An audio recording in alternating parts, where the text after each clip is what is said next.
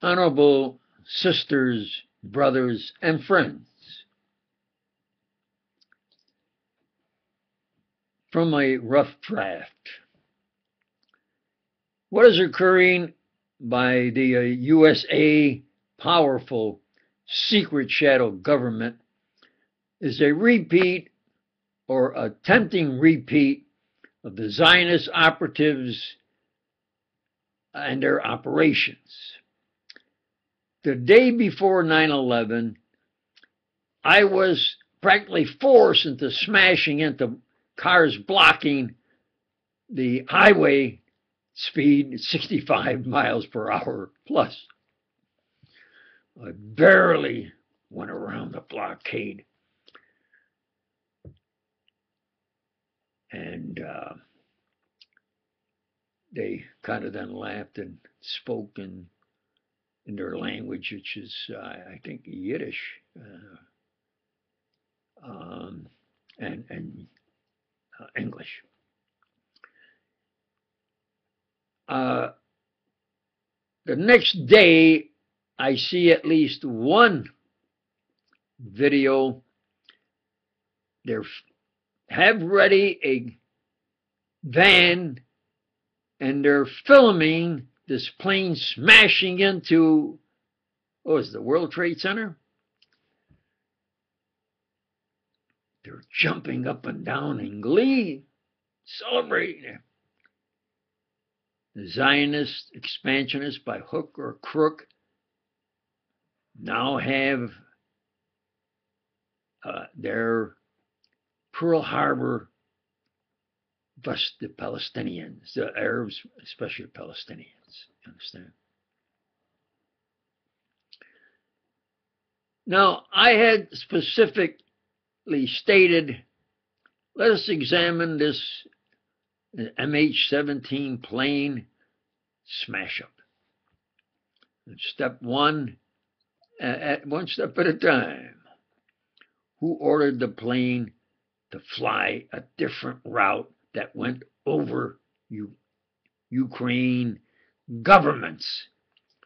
Notice I used the plural governments. That is, that there are areas where the people say, this is our land and we govern ourselves. They publicly, emphatically stated that it is their land and they are governing their land.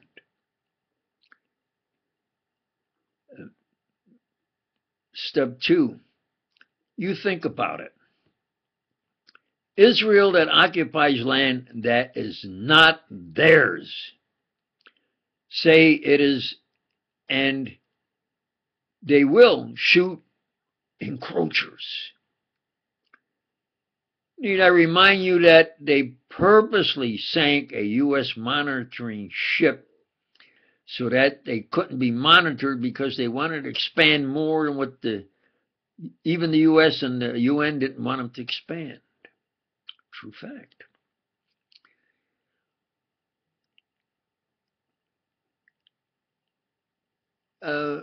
Step three. Yet the plane veered to go over the entire Ukraine, various territories, and publicly stated governments. Especially a second time where it then dropped in altitude. Now you think about it.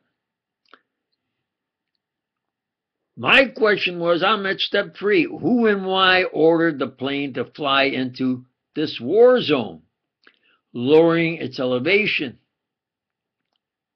You think about it. Every day they have these planes coming in and lowering their elevation, going and bomb them.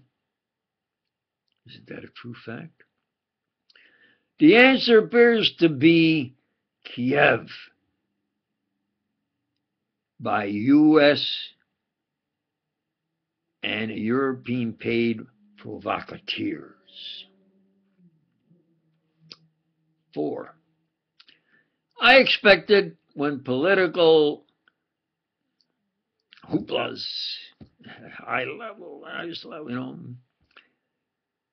Immediately in front of their offices, the old office, I think there, immediately had organized fancy signs printed. They were prepared, printed, and saying it was Russia. Just a minute. The news is so new that some countries don't even have the news yet. Yet they're parading that it's Russia. How could they have these fancy signs so ready? And you take a look at their TV and their newspapers, and who owns them? Now, it appears, therefore, that this is what they're trying to say, maybe, or they want it to be a Pearl Harbor type incident, thus Russia cannot have they're an independent Republic of Eastern Ukraine. So I expected that the USA would show satellite photos. So I waited at step 3. Satellite photos have now shown up by a respectable military officer responsible for the defense of his country and his personal rank and reputation of Russia. That answers step 4. Now I'm at step 5. If Israel can shoot and kill anybody, even friend, to not even monitor what their expansion is, Zionist expansion, and the land is really not theirs, then I strongly suggest those who even pose piously, knowing or unknowingly, they are pawns of the USA powerful shadow government provocateurs that run and pay the European secret provocateurs, and you ask the permission of the independent Republic of Eastern Ukraine if you can fly over their land while they have planes lowering their altitude, coming at them and trying to murder them. That's my humble suggestion, and I thank you.